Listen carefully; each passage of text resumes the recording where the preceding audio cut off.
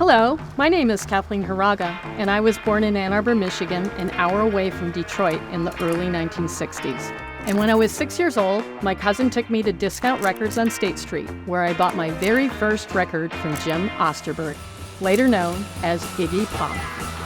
When I turned 12, I watched University of Michigan student demonstrations against the Vietnam War and race riots in Detroit turned violent. Detroit was burning. Michigan was on fire. The country was in chaos. And meanwhile, two local bands, the MC5 and the Stooges, broke through the peace-loved soundtrack with a radical, supercharged Motor City rock sound. By the 1970s, the war had ended, the hippies left town, and now it was London's time to burn. Police brutality and British race riots set the stage for the Sex Pistols and the Clash to ignite my generation's call to action. Punk rock. Punk quickly spilled over into the States. Bookies in Detroit and Second Chance in Ann Arbor, that's where you'd find me and my friends. In 1979, I moved to New York City for art school, just as the Ramones, Blondie, and Talking Heads were becoming breakout stars. And when The Clash, PIL, and The Jam began touring the US, that's when I decided to pick up my camera and started shooting shows full-time.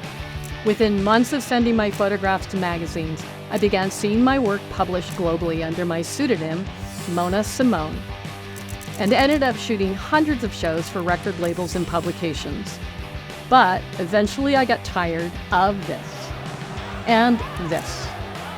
I loved the early days of punk rock rebellion, but the music scene was changing, and so was I. So in 1982, I packed up my photos, stored them in a closet, moved to Los Angeles, and worked in the music and film industry as an art director for years.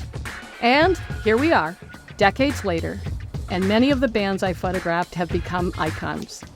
Meanwhile, my archive is still sitting in my closet and hasn't been seen until now.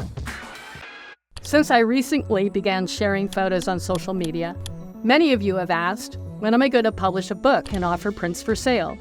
So today, I'm happy to announce that we're hard at work designing a full-color book titled Punk Plus Rock in the 80s, featuring my photographs and stories, which you can pre-order, along with archival prints during my Kickstarter campaign. So please join me and be a part of this moment in music history. I'm super excited to share this project with you, and thanks again for your support.